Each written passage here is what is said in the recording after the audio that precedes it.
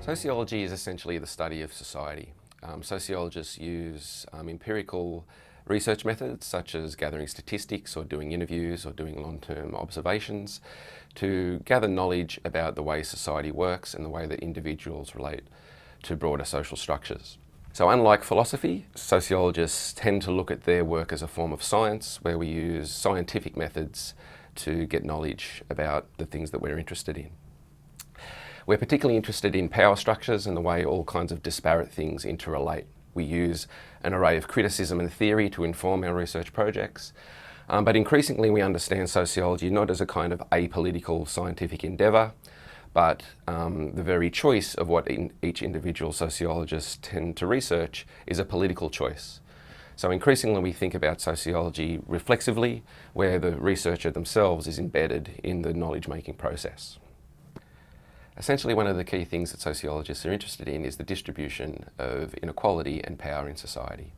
We're also very interested in the ways that society reproduces themselves in terms of the ways that inequality seems to maintain, but also in terms of social change. So there's a tension here between the notions of the status quo and social change that sociologists are particularly interested in investigating.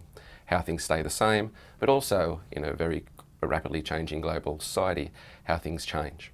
Unlike psychology, where tend to look at the way that things like class, race, ethnicity, gender, sexuality, disability and the like affect people's life chances. So here we're looking at more kind of social understandings and causes of inequalities, more so than individual pathologies or psychologies. A key relationship that sociologists investigate is the relationship between what we call agency and structure. Structures are the broad institutions and inequalities in society that affect people's life chances, people's choices, people's opportunities. These are things like class, race, ethnicity, gender, sexuality, but they're also the institutions of society such as the law, education systems and politics and the media. So this is the relationship between structures and agency, where agency is a concept that talks about how an individual has an ability to put their choices into practice. If you have more agency, you have more ability to make the choices and to do the things that you want to do in life, and you tend to be seen as a little bit more free from structures. So the relationship between agency and structures, between individuals and society, is a key area and object of study of sociologists. More broadly, what we're interested in doing is what we call make the normal look strange, where we question common sense, taken for granted assumptions, and try and understand the history and structures that make up those things. So in that sense, there's a constant critical perspective in sociology that questions power, that questions structures, and tries to ask questions that will hopefully make the world better for both individuals, for marginalised groups, and for people in general. A key object of study in sociology is trying to show how an array of disparate things interrelate. So this can be in terms of, as I said, making the normal look strange, but also, for instance, seeing how maybe, say, a social crisis would relate to various histories and decisions and structures of the past. So we can see this in things like climate change, where there's ironies around how things like coolants result 50 years later in the general temperature of the world increasing.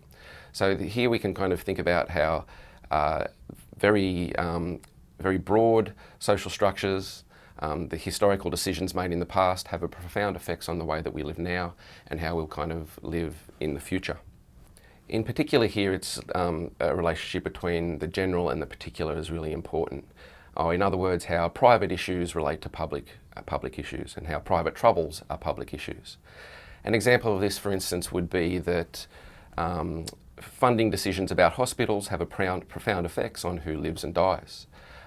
It's obviously a very private trouble if you die on a waiting list to get an operation, but it relates to all kinds of political and economic social structures that come to the point where that absurd situation can happen.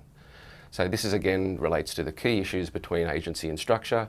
Those with less ability to have, say, private health insurance will be more likely to be put in a situation where they're put at risk in the health system.